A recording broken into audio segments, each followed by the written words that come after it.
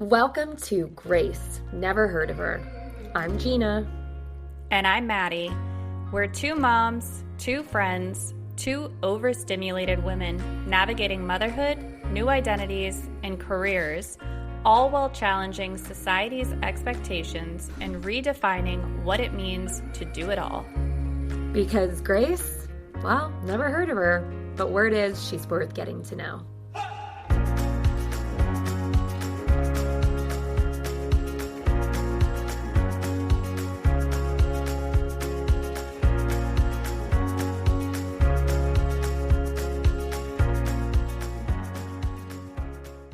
Gina.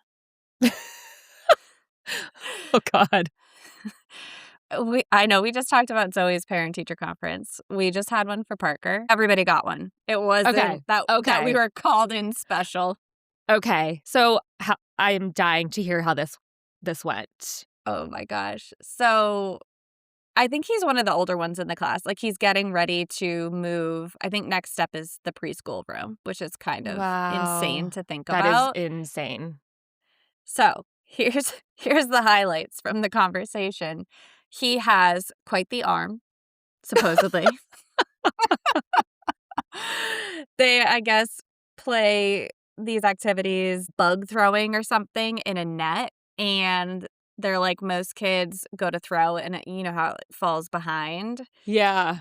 They're like, he gets it in every time. And we were like, yeah, we know. At home, he throws. He has an arm. It's a problem. Yeah. Great for his future, not for right now. Right. Yeah, maybe he'll be a baseball player in the big leagues. He riles the kids up in class. So he's usually the follower, but I guess there is one activity he riles the kids up. He goes into the corner of the classroom and he says, "Come on, guys. Come on, guys." And then sprints all the kids across the room. Stop it! Oh, my God. Like, he's absurd. Well, the other two things, he has no problem eating. So, opposite of Zoe, who doesn't eat her lunch at school. Right. Parker, it gets caught eating scraps off the floor. I'm like, kid! Oh, my God. And then the last hilarious thing they told us was that he only naps when the main teacher is in the classroom. And she's not always in the classroom because I think that's her break time. But she said, we prioritize. I go and sit and help get Parker down because when Parker doesn't nap, he gets mean and grumpy at the end of the day. Oh, my God. Parker Zarico is an icon. Were you and Tyler laughing when they're telling you these things? Or are you just nodding like, oh, okay, got it? So full disclosure, Tyler went solo. So I have no idea. Okay. Oh, God. That's even funnier. Yeah, can you just imagine? Yes, that's even funnier knowing he had to receive that. Oh, my gosh. Yes. I just love it. I love that your kids are so different. You're really getting all ends of the spectrum. You know, Truly. that makes me think I need to set up an appointment with, or it's parent-teacher conference because Jonah's moving up to another room on Monday, and I'm very sad about it. He's sad. We're all sad about it. The teachers are sad about it. My kids don't like transitions, so it really took him a while to get comfortable where he is, and he is obsessed with one of his teachers. Every day she's in there, he runs to her and hugs her. It's the cutest thing. So they've been easing him in, right, where they'll let him stay in there a little bit of the day. And the teacher's name is Sita. And so I'll bring it up. I'll be like, "Oh, did you go to Miss Sita's room today?" And he'll go, "No, Sita, no, Sita." I'm like, "Oh, shit. Well, come Monday, it's Sita." So, like, Monday's going to be rough. I know it. Yeah. He's going to sob. I might have Chris do drop off, actually. That's probably the better move. Because even just as of late, like this past week, he's been so clingy. He doesn't want me to leave. He starts sobbing. And I think it's because he, like, knows it's coming. Yeah.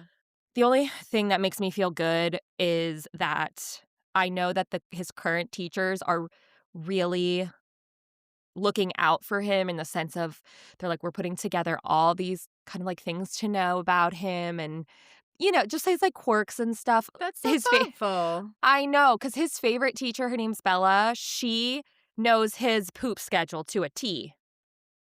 Like, she'll be like, "Okay, well, I know he poops at 12:30, so I didn't wanna get him down for and I'm laughing. I'm like, "I don't even know his poop schedule." That's just so funny to me. The other reason is they're doing a buddy system, which I feel like the old daycares never d or my previous daycares never did. They would just send the kids when it was time. Yeah. With Jonah, they're sending him with his best friend in the class, So which is great. I know, I'm so thrilled about that, and it's actually really funny because his best friend in the class is Owen, and Owen's older brother is Harrison, who's Leo's best friend in his class. Even better. Right? We're like a little brother, like the little brother besties. So check on me next week, but honestly, it can't top this week. I've had a week with Leo and just I don't know. It's just been hard emotionally, physically, mentally. Very recently in one of our episodes, I think I mentioned like things have felt better, things have felt easier. And then the universe laughs and then they do something to change that. Because there's definitely a part of me that has trouble with not getting my expectations met, meaning even if I don't outwardly say it, in my head, I have this idea of how I want things to go or how I think they should go. And then when they don't, or it doesn't go that way, I get all out of sorts. So in this case, it's that I thought once he turned 4, we are on the other side. Yeah, I know he's still going to have tantrums. I know there's still going to be moments. But this past week, I have felt like I was back in 2-year-old Leo world where he was just, having tantrums about the wrong color cup and like you pull the yogurt lid off, like that stage of childhood. It was my now 4-year-old. And I was like, what is like, this is not, no, this is not supposed to be happening. What? You're 4. So it's just been really hard, but it really came to a head because it's so frequent. And that's the thing. It's from pretty much morning until night. He comes in my room in the morning. Good morning, Leo. Instant sad face, falls to the ground. What's up, buddy? What's going on? Right? Like it's just instant. And then, trying to get him breakfast. I don't want a lot of whining, a lot of like this is a strong word, but almost like panic. Like a lot of panic. For example, we were building magnet tiles the other day and I was like, "Okay, we're going to finish this house and then we're going to go upstairs and get ready for bed." No, please no. Like it just so from 0 to 100 in a millisecond. There's no in between. And so I'm like, "Oh, buddy, it's okay. Like we're not going to go to bed. We're just going upstairs. We go to upstairs every night." Like this. And I talked about this before too where I've lost some of that determination, some of that willpower to want to do the right thing, right? I'm running into I think what I would say is compassion fatigue where I don't have the capacity. I can do it now and again, but I'm so at my max. So yesterday morning was a shit show. Basically, he was doing all the things that I just described, and I was like, okay, I have to put a boundary in place somehow. I worked really hard to make sure I wasn't shaming him about it. It wasn't like, go to your room because you're bothering everybody. It was, hey, we're going to go to another room and we're going to calm our bodies down because I can see that you're having trouble or whatever. And uh, if anyone's listening to this, I'm going to talk about the term deeply feeling kids a lot, DFK acronym. Okay. Because from what I've read and learned and understood, deeply feeling kids is an entirely different species of kid, really, in the sense of how you have to work with them, how they react to things. It can really feel daunting. I've talked about Dr. Becky a lot, I think, on our pod. I love her, mostly because I think her practices really work for Leo, who is a deeply feeling kid. Friday morning, Leo was being so just moody, and he's like, "I have to go to the bathroom." And I'm like, "Okay." And I quickly got out my phone, and I'm looking in the app, and I'm like, I literally don't know what to do in those moments. I just feel stuck. And when I feel stuck, that's when I get really overwhelmed. That's when I lose confidence, when I spiral, because I'm like, "Oh my God, am I ever gonna get out of this stage?" Because I feel like I've just been playing mental gymnastics with him since birth, honestly. Yeah. A lot of things that work for kids, right? Where it's like you're talking through their feelings. Or even I think of Zoe, where it's like she's gotten really good at, being able to clench her fists or draw out her pictures. With deeply feeling kids, the minute you try to talk about feelings or anything, it just sets them off even more. Mm. And so I'm like, okay, well, now what do I do? Because that's what I thought I was supposed to do. Totally. So I took him up into his room. I was like, I'm gonna stay with you. This is not punishment. I'm gonna sit in here with you. We're gonna calm our bodies down. We're gonna do this together. And mind you, the entire time, everything I'm saying, the entire time he's just screaming and crying. There is no break in So between. tough. So tough. I'm closing my eyes. I'm trying to take deep breaths. And then he screams louder, "Stop doing that!" Right? Because I think anything that even remotely felt like regulation, taming the feelings was gonna set him off. And I was like, "Leo, I love you. We're gonna get through." "No, I don't want you to love me." Like, just nothing I could say. Yeah. So I sat there in silence and just let him do his thing. He started screaming as loud as possible to get a reaction out of me. It was quite evident. And that's when I was like, okay, so I'm going to have to leave the room if you're going to continue to do that. That hurts my ears. And he stopped. He still kept crying. So I'm like, okay, that worked. That's cool. But still.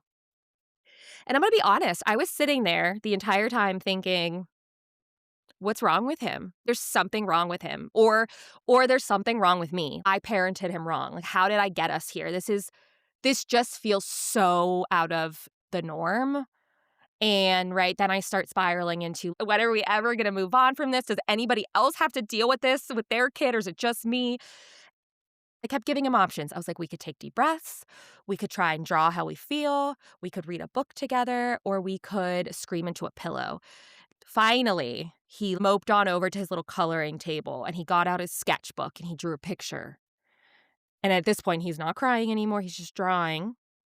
And he held it up and he's like, "This is how I feel." And I was like, "Okay, can you tell me what you drew?" And he's like, "This is me mad." I'm like, "Okay. Thank you for doing that. Do you feel better?" I didn't even know what to say after that. Right. He's never done that before. That was the first time. So Okay, maybe that's progress. yeah, no, right. 100%. So at that point, his Okay. brain's back online. And then we moved on with the rest of our morning. Yeah. I want to understand, because we've talked a lot about how we're kind of reparenting ourselves, and I know you've talked a lot about your childhood and how you felt, and we're a deeply feeling child as well. Oh, yeah.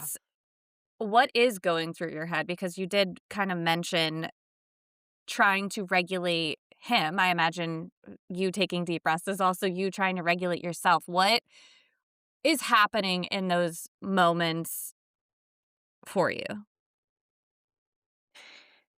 It's really it's hard to explain because there's so many things happening at once, right? If we're going to compartmentalize it, there's mom me, which is I need to help my child regulate, like you just said.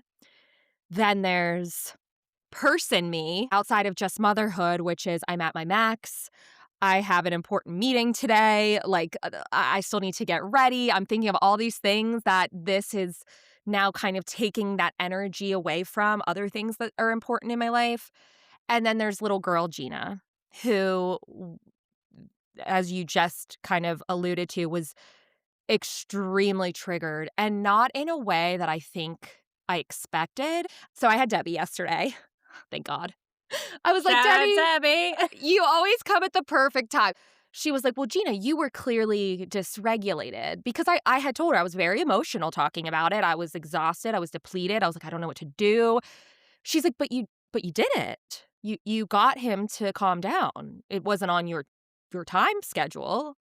It took longer, I'm sure, than you wanted it to, but it worked, and I was like, "Wait, yeah, I guess you're right." I truly looked at it as a failure, even though Mm. it wasn't, because of just how extreme and long and just crazy it made me feel, and she's like, "Clearly you're dysregulated in those moments," and I was like, "You know what's interesting? I actually would have never thought that I was dysregulated because I was calm outwardly, right? I was calm Yeah. outwardly. I wasn't screaming at him. I was maintaining my tone and just doing the things because there are plenty of times where I snap and I'm like, enough.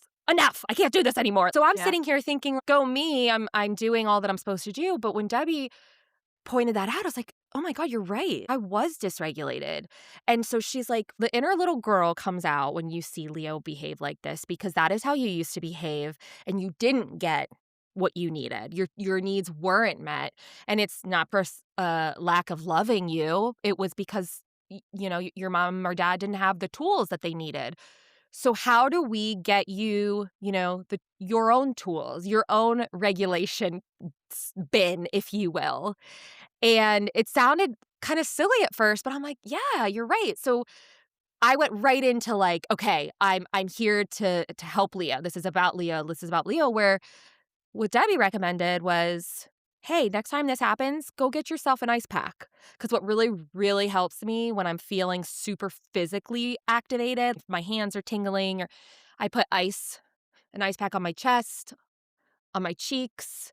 That really helps, kind of take me down. She said, how about something like that? And maybe, you do a few deep breaths and then you have like a fidget, something to kind of just help you regulate so that you can help Leo regulate. But being dysregulated while trying to help your child regulate is really It's hard and impossible.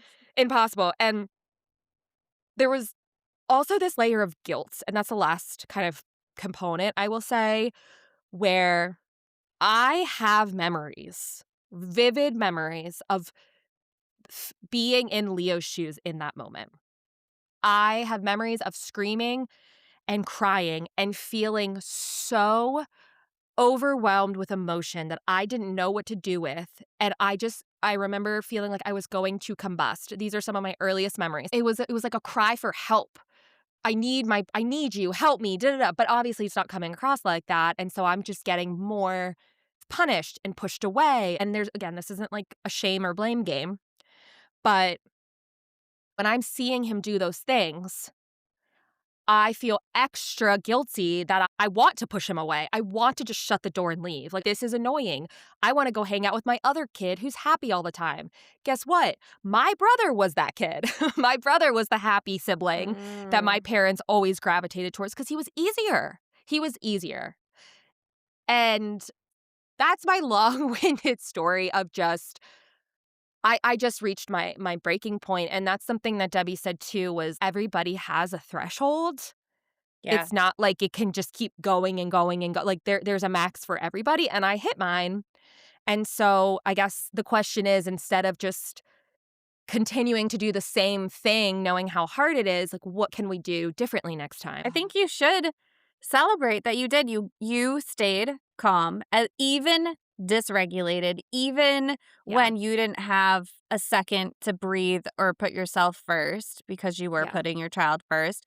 And I think that's something that's really hard as moms, as parents who are trying to break these generational cycles, trying to regulate yourself while trying to regulate a dysregulated child is impossible. And that is the hard work that we're trying to do. And it does feel heavy and impossible because we are the first generation that is actually yeah, acutely aware of what is happening, that sometimes it just feels exhausting and unfair that we are the ones that are having to do almost double the work because our parents' generation didn't have these tools. They didn't have names for it. They didn't know what they were dealing with. And right. so Yeah, they didn't does. know I was my mom didn't know I was a deeply feeling kid, and I A just need DFK? a DFK.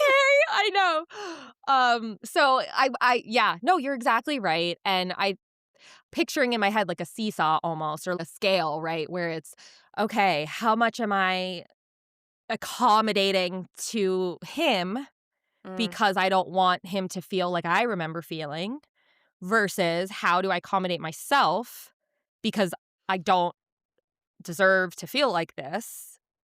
right. You know what I mean? It's hard because I guess it's something I'm still trying to figure out. Yeah. Well, and you also are walking a fine line of not accommodating too much. Ugh, that's a whole nother piece of it. I sit there, I'm like, am I weak? Going back to what I was saying about there's something wrong with me. It was like, am I too permissive? Have I let this happen? I I don't think that's the answer, but sometimes I can only think that's the answer, you know? Like I'm like, no, like it has to be me because if I did it right, this wouldn't be happening. And so I put a lot of pressure on myself. It's just a lot. It's a lot.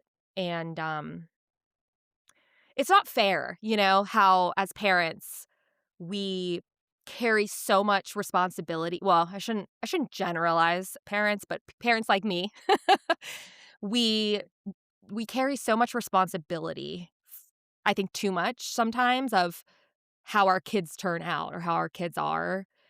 And it's like, no, I mean, no, it's not my fault whether he's one way or another. I can, yes, have an influence. I can help him or maybe not help him, but I didn't like make him this way. Yeah. Like that's just who he is. It's ingrained in his DNA. I mean, look at his mom. Well, and reminding yourself that. Yeah. And maybe that's part of the toolkit is just Yeah. even having like a mantra of I'm a good mom. I'm a good mom I'm dealing safe. with some hard shit. I'm a good mom going through a hard time. That's what Dr. Yes. Becky always says to say, you're a good kid, you're going through a hard time. Um, Yes. yeah, no, thank you. It helps to know that I have a ton of resources, like therapy, Yeah. friends that I can talk to, Dr. Becky's app, Good Inside. I fell asleep to it last night watching some kind of tips and tricks. A lot of her stuff is things to work on in calm moments. And that's the funny thing. In Yeah. calm moments, Leah will take deep breaths. Like I'll be like, okay, everybody take their deep breath today. And he'll go, and a nice deep breath, high five, right? It's like it's almost like practice is we're all on the same page, and then we get into the game, and it's like everyone's just Yeah. scrambling. Whoa, what happened to the playbook? We practiced this, so Right. it'll get better. Hey, I know it'll get better. practice makes progress. Yes. And that is what you're doing, even if you're not enjoying the results yet. The Yeah. results will come. You are a good mom doing hard freaking work. Thank you. Make me feel better. Tell me something that you're going through that's hard.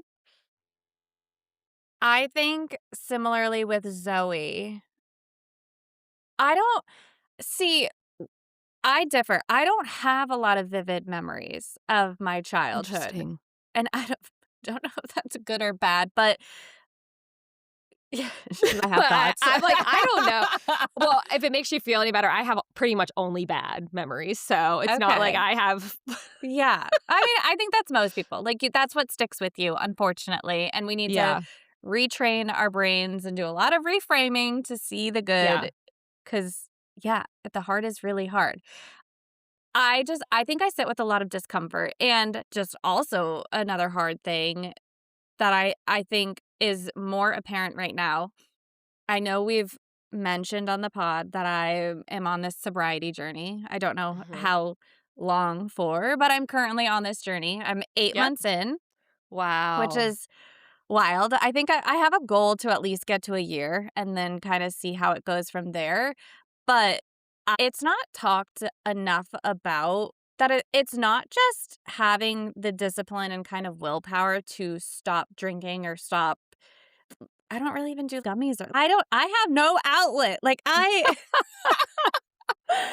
just raw dogging life right now. And You are the definition of raw dogging life, yes.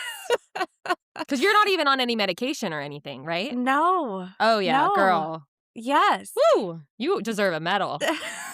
That I don't think it's talked enough about of exactly what you're talking about of I had a really hard day with my kid, or I just had a really hard day at work. I think, not saying on the weekdays, like, people are, going out or drinking. I don't know what people are doing, but I think I used to just wanna get to the nighttime of, "Oh, I'm gonna take, like, a gummy to take the edge off," or just kind of, like, Yes. wind down or relax, or I'm gonna have a drink and just, feel a little tipsy or lightheaded or whatever it is to kind of numb whatever feelings you're having.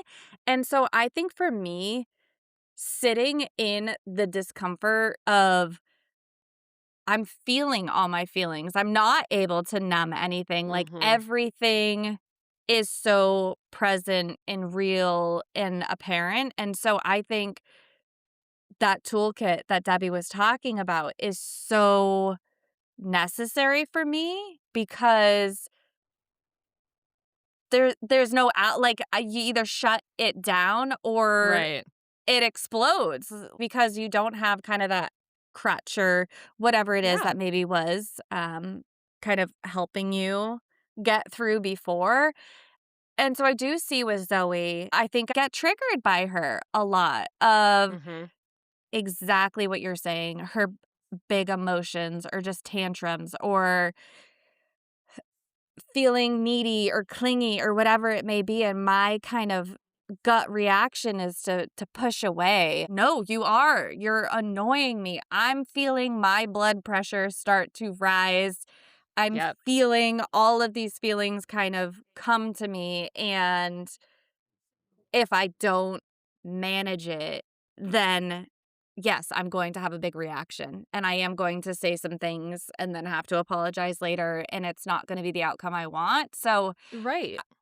I think it is, and it's not even just with kids, I think it's in social settings too. If you're not socially drinking or, have something to kinda take the edge off, I think there is just this uncomfortableness that you have to be okay with and lean into, and for me, I think that's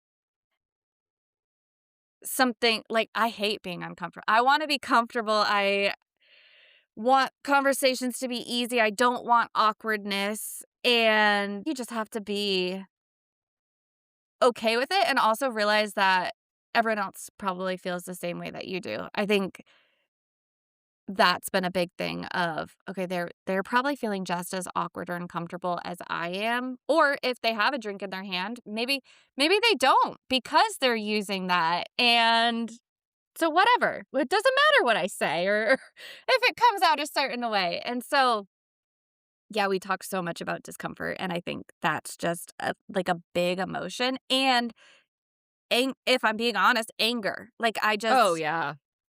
when I get triggered by my children, it is so, anger is such an easy emotion. And I think that's why so many people go to just anger or like an explosion or words because, I mean, I remember growing up, I feel like I knew sadness, I knew anger, Happy.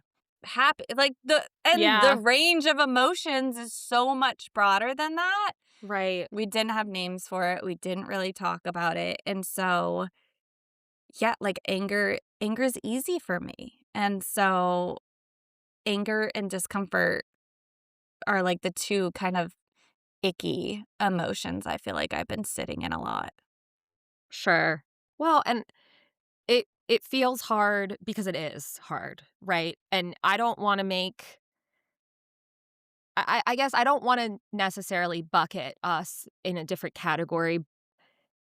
However, and what I know to be true is we're doing all of these things. You're trying to regulate. You're trying to teach your kids. You're trying to model behavior. You're trying to um pick up healthy habits for yourself. Stay, your fitness routine, making your body healthy, working on your relationships with Tyler or otherwise, focusing on your job. Come on. That is a lot.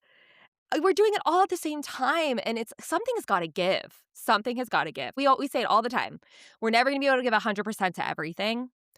So, not necessarily just to say like, oh, well, that's just the way it is. But I do think that we have to give ourselves a little bit more grace because we are not living the life the way that the universe designed it to have children.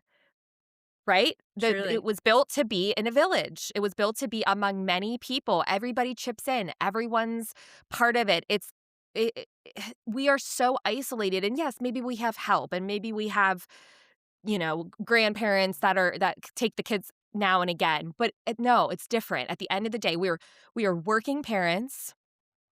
That alone, right? I mean, I've said this before. I think I don't like the whole like, oh, who has it harder, stay-at-home moms or working moms? I think they're both hard in different ways. I've said before to my stay-at-home friends, like, wow, how do you do it? You're so amazing. I clearly can't even endure my kid for a morning. You do it all day. But then, similarly, she's like, I don't know how you get anything done. I don't know how you cook. I don't know how you clean. I would have to have somebody help me do everything if I had a job on top of what I'm doing. Right? So there's always going to be that give and take. Something that kind of comes to mind for me, and I don't necessarily say this is a fact, but this is how it feels. I wake up almost feeling like I am living for everyone else at all times. Wake up, kids. Gotta figure out what's going on with them, get them to school, whatever. And then I go to a job where I'm trying to put my best foot forward. I'm trying to impress people. I'm trying to do a good job. And then I go right back into, the kids. And then it's like, okay, the kids are asleep. Now I should focus on my relationship with Chris. Shall we spend some time together? Have I given him enough attention? Have I checked in on him enough? It feels like my cup is just pouring out constantly. And yes, it does get filled time again, but never enough to even remotely replace what I'm pouring out. And so that's why I think those emotions are so triggering for us. At least for me, I can say, why is it my responsibility to take care of everybody's emotions? Like, why? Who's taking care of my emotions? Why can't I be dysregulated and everybody cater to me? And that's just not reality. It's just not. Nobody's coming to save us. Debbie reminded me of that yesterday.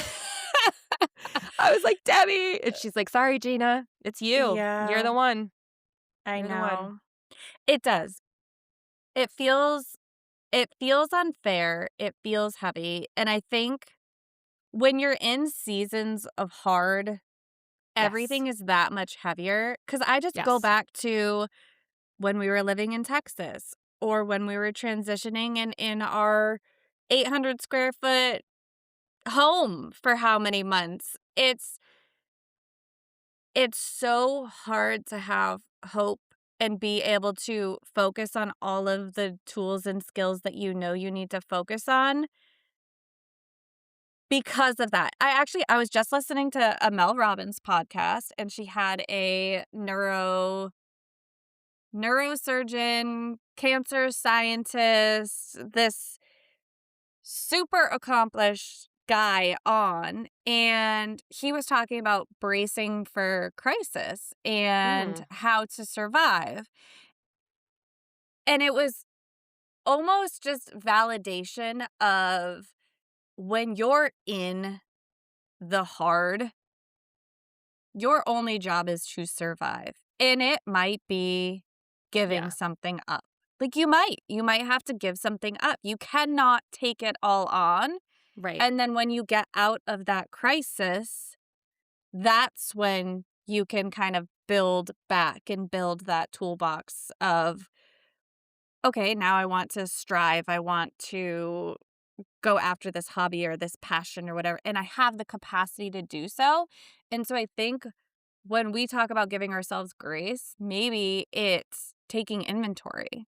Do we have too much on our plates right now for Yeah. the season that we're in, for the hard that we're in? maybe we can't. We not maybe. We can't do it all. So Yeah. the ball analogy of like we are always constantly juggling glass balls and bouncy balls, and Yeah. on any given day you need to decide which ball's going to hit the floor, and you just got to make sure it's not a glass ball, and like that's our job. And so I think What's that's one piece of it. what's deemed a glass ball in your eyes? I'm sitting here like I don't even know what I would think of as a glass ball. I guess my mental health, like just my sanity. Like laundry would probably be like a bouncy ball. Sure. But me not showing up to Leo's secret readers today because he knows that I'm coming to read in the afternoon, me just like not showing up, I would consider a glass ball. He would Yeah. be devastated. Yeah. I need to make that work. There's probably overarching themes of what could be a glass ball versus what is a bouncy ball, but I think it's going to shift and change throughout our lives too. So I think Sure. And it's probably different for everybody exactly. based So off like their priorities. Yeah. I had a campaign launching at work this week, so I think my work meetings and being able to focus on my work and potentially offloading some of the kid responsibilities to Tyler this week, that was a glass ball for me. I couldn't drop the ball at work. I am trying to Yeah. show up, prove my capability and my skills and own this thing outright. And so, yeah, Tyler's been taking on more with the kids lately, and that's just the reality of the situation. But a bouncy ball for me is probably I wanted to clean the house or I wanted to do a couple loads of laundry to get ahead of it. That's not going to happen. Or I had to move an appointment today Mm, because I had meetings and other things that were taking higher priority. So I think yeah. it's just taking inventory daily. Those are really good examples. I want to circle back to you raw dogging life. Because I feel like I kind of glazed over that, but I want to acknowledge something that you are one of the few friends that I have. I could probably count on one hand how many friends I have that don't have any type of medication supporting them. And the beauty of medication as a taker, you still feel normal. You know what I mean? It's not like when you're drunk and you feel loosey goosey. It's no, it just you feel normal. You just don't get to these points of depression or anxiety or whatever you're, taking your medication for. So I forget how much that probably protects me in the sense of keeping that edge off or how you were saying like you're sitting in these raw emotions. Yeah, I still am in theory sitting in these emotions, but I have like a little support system behind me that you don't have. So I just want what I'm trying to say is like kudos to you. Not that medication's a bad thing because obviously I'm 100% a supporter of it, but I just want to kind of recognize for a minute that you really are doing this by yourself, you know? Medication is it's a safety net. I think it's always there, right? Because it's not like something that you have to remember to do or like a drink at the end of the night. It's just always there helping Sure. regulate your body. So, um, so you should be proud of yourself, how much you're doing and just how much you're keeping it together without any support in that sense. That being said, I am a huge advocate for medication. I've been on medication pretty much my whole adolescence. Um, funny, another generational norm, I guess, was like anti-medication. I don't know why. Actually, I do know why, because the boomer generations were we don't talk about mental health. We don't talk about our feelings. If you're taking medication, you're in the loony bin, right? Those were all the stereotypes around it. So when I first brought up the idea of medication to my parents, they were not thrilled. They're like, "Ugh, medication? Like, can't you figure this out another way? Therapy, da da da da." And finally, I just said, "No, I can't. I'm suffering." And the way I look at it, and actually, Glennon Doyle in Untamed talks about this. It's like if you have a heart disease, that's harming your way of life, you would take medication for that. So why is that okay? Why is that acceptable? But people frown upon taking medication for your mental health. I've had tried to do different brands, different doses. When COVID happened, I had to increase. It's similar, like stages of life and chapters of life. When I got pregnant with Leo, I was afraid to be on medication, and I was super anxious all the time. And it was the biggest regret I ever had because I think it robbed me of my a good experience. I do. I think it Yeah. robbed me because I was so anxious all the time. Like, it was unbelievable how much I suffered and that I didn't need to. And with Jonah, I made the decision I'm going to stay on medication because I don't want to do that again. And it was the best thing that I ever, like, I was so much happier. I would say that's also part of doing the hard work and figuring this out. Some of us need that extra support, and it doesn't make you weak, and it doesn't make you a failure, and it doesn't mean something's wrong with you. It is there for a reason, and if it helps you, and if it helps you be a better person, a better friend, sister, wife, daughter, whatever the case, then it's there. Take it. Like, consider it. And it takes time, right? Just like finding a therapist, you may not hit it off with the first thing you try. It may make you super sleepy or it may drown your energy. We talked about me getting diagnosed late with ADHD. This is something I had probably all my life. When I think about it, I'm like positive I had it all my life, but I was able to mask it. And then when you have kids, a lot of times postpartum and hormones, you can't contain it anymore. It's becoming so debilitating to your life. And so I started a medication for that. And the first one made me really sleepy. And then I'm like, oh, I'm taking this on top of my anxiety medication. And I felt myself getting into that narrative of like, what's wrong with me? I'm so messed up, et cetera, et cetera. But I'm working with a doctor every month we meet and we talk about how are your symptoms, like how are things feeling, and we talk about are we going to try to up this dose or should we wean off this? Like it's a lot of decision making and being open to trial and error. Medication, while yes, is like also a huge, I would say, asset to helping get through the hard. It's also another layer of working through it, like understanding it, Totally. something else to just take up more space in your brain. I can only imagine because I'm really sensitive to medication. I can Oh, only take okay. Tylenol. I actually I like break out a little when I Oh, take wow. Advil. It's weird. Ibuprofen, it started happening. Well, anyway, I say that because I I don't like how my body feels on a lot of medication, and I feel it deeply when like I just it's just an interesting feeling. So I can only put myself in your shoes of I know how I feel in certain situations when I'm taking stuff to having to experiment with medication and what that does because what you're describing, yeah, it might make you extra sleepy or extra irritable, whatever it may be, whatever these side effects are of you having to figure out the right medication to actually help the problem versus layering on and adding to what you're already experiencing. Like, Yeah. I give you a lot of credit for just Thanks. managing through that because that that can't be easy. Thank you. Nothing's easy because we have a society that does not set us up for success, and it's something I said to my friend last night. She had a really hard day with her son. She texted me and she's like, I got so mad. I feel so guilty. Like I saw red. He got scared of me." And she's like, "Parenting is so hard." I'm like, "Yeah, gee think about all that we're doing though. Like, of course we're gonna snap. Come on. We're not just like sitting around twiddling our thumbs and then bitching about one minor inconvenience. We're taking on a lot of heavy, hard stuff, not to mention therapy.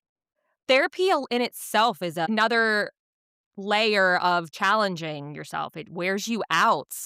I do personal therapy. I do couples therapy. Like all doing all of this work, while yes, it has worked wonders. All of these things that I've done have helped me. It's also very draining all the time. Oh, definitely. Because we are no longer naive to it. We are Oh, hyper aware and self-reflective people who are constantly overanalyzing and analyzing our behaviors, our kids' behaviors, a situation, our emotions, and I think that is just exhausting in itself. And what I always get reminded is, and I feel like you're a big proponent of, parenting is only hard for the ones that are care. They deeply care about their kids. They love them. They care about the outcomes. Parenting could be easy if we just threw all of this out the window and just let ourselves be dysregulated, chaotic, hot messes all the time. Cool. And then if sent our kids to their room every time they peeped the wrong thing. Yeah. exactly. So it's hard for a reason. And I think what helps me is just getting a break in routine. Mhm. To your point, getting outside with the kids, you're like, oh, I can't do this. I feel sunshine, sunlight on all of our skins. My kids are just free and happy. Right. I'm free and happy. And that's what when it feels super heavy or super hard, planning some sort of break in that routine, whether I'm being over disciplined with going to the gym and I feel my body starting to kind of get weak or break down, or I feel like I'm starting to get sick. Cool. Break from Mhm. the gym. I need to sleep in. I need to take a little bit of that pressure off, or maybe I will pop a gummy one night and you Yeah. know do that. And I think we just got to plan. If you can't do a date night or an in-home date night or whatever it may be, like something to look forward to, something Right. that helps kind of take you out of that, "Oh my god, it's Groundhog Day, I'm doing the same thing over and over again." Yeah. I can tell you working from home is plays big into that Groundhog's Day feeling because it's just like, what is life? Like, this is crazy. But um, something that I feel like I'm kind of taking away from this conversation and having talked through all this is uh, I think a big piece that could really help is if I just take the pressure off of myself. Even though I can sit here and say, I know I'm not perfect. I know I'm going to fuck up my kids, blah, blah, blah, blah, blah. I can say it all I want, but I know deep down I don't want to be imperfect. I don't want to, like do things wrong. I want to do all the right things. So if I could truly get to a place where I can give myself that grace that I deserve, like, yeah, hey, guess what? I'm dysregulated right now. And instead of sitting here thinking about if I'm weak or if there's something wrong with me or if there's something wrong with my kid, maybe it's just this is what's happening. Let me go remove myself from the situation and I will come back when I feel better. I definitely think I think the pendulum has swung so far the other way for me in terms of what I grew up with where my needs were never accommodated and now I almost am too accommodating to my kids' needs that I lose myself. And I think that if I can find a healthier balance, I could see that making a really big difference in my just overall quality of life. It's easier said than done. Oh, totally. Yeah, I feel that because I feel guilty sometimes that I think I'm too selfish, that I'm like Mm. so aware of what I need to show up to be the Mhm. mom, partner, whatever it is, that I I have opposite guilt than That's you, so where I funny. know, you're so in the thick of it and in it, and I'm almost like, "Wow, should I be putting other people first?" Like, I am so but I was gonna say self-centered. I am so self-centered, but I just know I need to put myself first, and I don't know where I got that mentality or why I have such, like, a strong visceral reaction to that, Yeah. but it's That interesting is because you can't win. It's like you feel guilt either way. well, I think yes, but when I think about, like, between the 2, I would say you're probably in the better bucket because the things that you're doing are to show up to be a good mom. The things that I'm doing are literally eating away at me and hurting my ability to be a good mom. I'm so focused on being a good mom in the moment that it's not making me a better Mm. person, whereas yes, maybe you definitely will carry that guilt, but ultimately you're doing it. Your intent is selfless, right? You're doing it for the greater good. So this will give me a lot to think about. There's a book. It's a poem book called Paper Flowers, and it's all about like the mother wound. But there's something that I want to read because I think it's really beautifully written, and I think it speaks to everything that we talked about. Your mother and her mother before did to you what you did to me. Heartache passed down like a torch. Maybe in this life, I only have one purpose: to block the handoff, to stand between everything we endured and everything my children never will. If I was made to feel both sides of the wound just so they never have to, then so be it. Wow. Deep. There's so many more. I could sit here and read all of them, but that that hits so close to home because like I think sometimes going back to what you said about our generation having to break these cycles, and it's like, damn, that sucks that we're in this position. Maybe that's our purpose. Yeah. Maybe They're that's all our about sacrifice. reframing, right? Yeah. I'm doing the work because I want to do the work. I want it to stop with me. I want better for myself. I want better for my kids. Okay, let's shake it off and end with something really happy, our joy for the week. You go first. I need some time. It was a rough week. Yeah. No, I don't blame you. My parents are in town right now. Fun! I know. We have one of my cousins is getting married tomorrow. And so we got to see them last night, and the kids just went berserk over seeing them, which was so great. And it's giving me hope that they will be back soon. When do they come And back? I thought they come back in March or April. Is it no, April?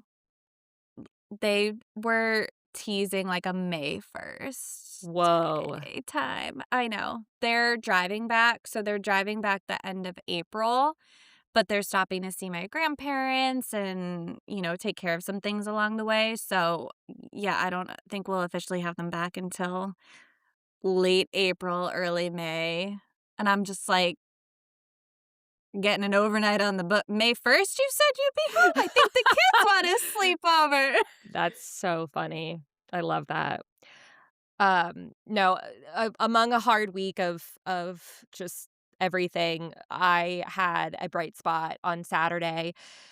I still was able to go out, even though Chris was kind of heads down in all of his art stuff. He was totally supportive of me going out with Katie, and it was gorgeous. It was like 70 degrees here. It was like it was like the universe knew that we needed that. But we sat on a patio, and I had a glass of Prosecco, and then we went to dinner, and then she came back, and we just hung out for a little bit. It was such a vintage girls' night. One, I just feel like we haven't had in so long without kids and all this stuff. So that definitely was the joy that I needed. And she gave me as a birthday present, because she's a skincare queen, she gave me a bunch of skincare that she loves. And so it's been really fun using all that. So That's amazing. So there was a peak. There was a peak among the valleys. Hey, that's what we got to hold on to, right? For sure. Let's go back into the world and try and raw dog life. Raw dog life, and be a little bit easier on ourselves. We're doing it. We are. We're showing up. That's all that matters. We'll see you guys next week. Same time, same place. Sounds good.